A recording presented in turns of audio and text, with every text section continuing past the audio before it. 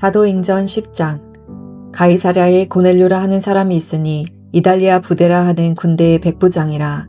그가 경건하여 온 지방과 더불어 하나님을 경외하며 백성을 많이 구제하고 하나님께 항상 기도하더니 하루는 제9시쯤 되어 환상 중에 밝히 봄에 하나님의 사자가 들어와 이르되 고넬료야 하니 고넬료가 주목하여 보고 두려워 이르되 주여 무슨 일이니까.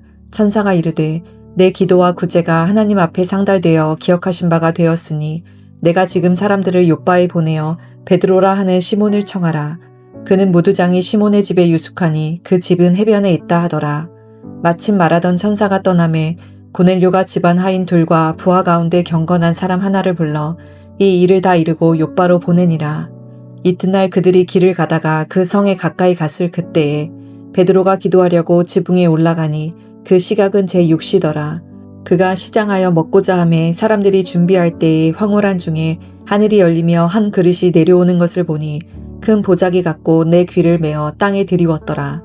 그 안에는 땅에 있는 각종 네 발 가진 짐승과 기는 것과 공중에 나는 것들이 있더라. 또 소리가 있으되 베드로야 일어나 잡아먹어라 하거늘 베드로가 이르되 주여 그럴 수 없나이다.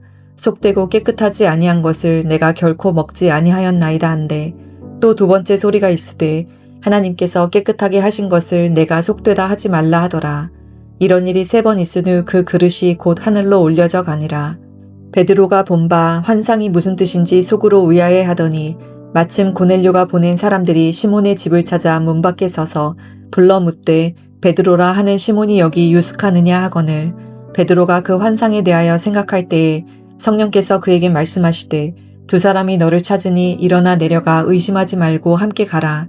내가 그들을 보내었느니라 하시니 베드로가 내려가 그 사람들을 보고 이르되 내가 곧 너희가 찾는 사람인데 너희가 무슨 일로 왔느냐. 그들이 대답하되 백부장 고넬료는 의인이요 하나님을 경외하는 사람이라. 유대 온 족속이 칭찬하더니 그가 거룩한 천사의 지시를 받아 당신을 그 집으로 청하여 말을 들으려 하느니라 한데 베드로가 불러들여 유숙하게 하니라. 이튿날 일어나 그들과 함께 갈새 욥바에서 온 어떤 형제들도 함께 가니라. 이튿날 가이사랴에 들어가니 고넬료가 그의 친척과 가까운 친구들을 모아 기다리더니 마침 베드로가 들어올 때에 고넬료가 맞아 발 앞에 엎드려 절하니 베드로가 일으켜 이르되 일어서라 나도 사람이라 하고 더불어 말하며 들어가 여러 사람이 모인 것을 보고 이르되 유대인으로서 이방인과 교제하며 가까이 하는 것이 위법인 줄은 너희도 알거니와 하나님께서 내게 지시하사 아무도 속되다 하거나 깨끗하지 않다 하지 말라 하시기로 부름을 사양하지 아니하고 왔노라. 묻노니 무슨 일로 나를 불렀느냐. 고넬료가 이르되 내가 나흘 전 이맘때까지 내 집에서 제9시 기도를 하는데 갑자기 한 사람이 빛난 옷을 입고 내 앞에 서서 말하되 고넬료야 하나님이 내 기도를 들으시고 내 구제를 기억하셨으니 사람을 욥바에 보내어 베드로라 하는 시몬을 청하라. 그가 바닷가 무두장이 시몬의 집에 유숙하느니라 하시기로 내가 곧 당신에게 사람을 보내었는데 오셨으니 잘하였나이다. 이제 우리는 주께서 당신에게 명하신 모든 것을 듣고자 하여 다 하나님 앞에 있나이다. 베드로가 입을 열어 말하되 내가 참으로 하나님은 사람의 외모를 보지 아니하시고 각 나라 중 하나님을 경외하며 의를 행하는 사람은 다 받으시는 줄 깨달았도다.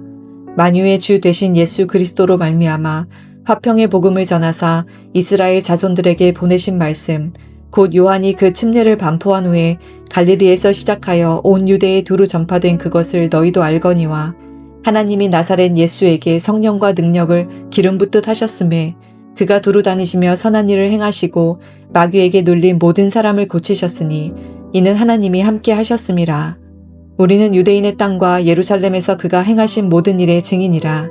그를 그들이 나무에 달아 죽였으나 하나님이 사흘 만에 다시 살리사 나타내시되 모든 백성에게 하신 것이 아니요 오직 미리 택하신 증인 곧 죽은 자 가운데서 부활하신 후 그를 모시고 음식을 먹은 우리에게 하신 것이라.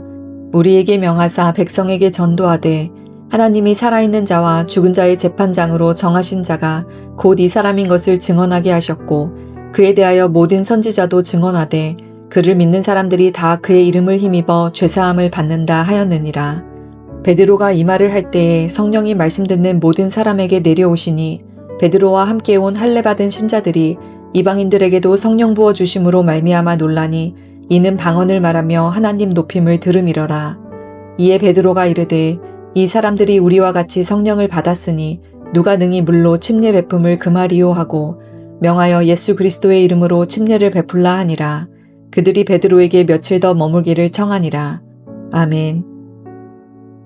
오늘 함께 읽은 사도행전 10장은 고넬료라 하는 로마의 백부장과 또한 사도 베드로의 만남을 중심으로 이방인들에게 복음이 처음으로 전파된 사건을 기록하고 있습니다. 고넬료는 하나님을 경외하며 또한 구제와 기도를 열심히 하는 사람이었습니다. 하루는 기도 중에 천사가 나타나 베드로를 초청하라는 지시를 받게 됩니다. 한편 베드로는 요빠에서 기도하던 중에 하늘로부터 율법에서 먹지 말라 부정한 짐승들이 담긴 큰 보자기가 내려오는 환상을 보게 됩니다. 하나님께서는 베드로에게 이 것들을 먹으라고 이야기를 하십니다. 그때 베드로는 그럴 수 없다라고 이야기를 하죠. 하나님께서는 베드로에게 다시금 하나님께서 깨끗하게 하신 것을 속되다 하지 말라라고 말씀을 하십니다. 당시 유대인들은 율법에 따라 부정한 음식과 또한 사람을 구별했습니다.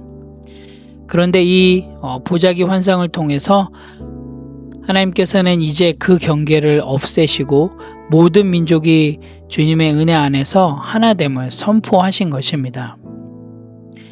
그래서 이 베드로에게 주신 환상은 유대인과 이방인의 구분을 허무는 중요한 메시지를 담고 있는 것이죠. 즉 예수 그리스도의 복음이 모든 인류에게 열려 있으며 누구든지 믿음으로 하나님의 자녀가 될 수 있음을 이 보자기 환상을 통해서 또한 우리에게 말씀해 주고 계십니다. 베드로가 보자기 환상의 뜻이 무엇인지 의아해하고 있을 때 마침 고넬료가 보낸 사람이 베드로를 찾아옵니다.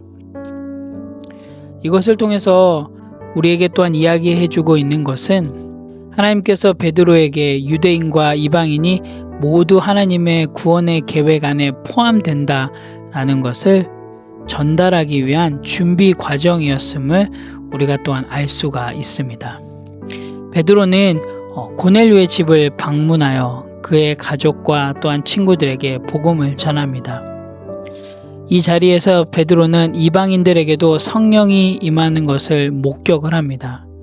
그리고 하나님께서 이방인들과 차별 없이 은혜를 베푸심을 깨닫게 됩니다. 그때 베드로가 이렇게 고백을 하는데요.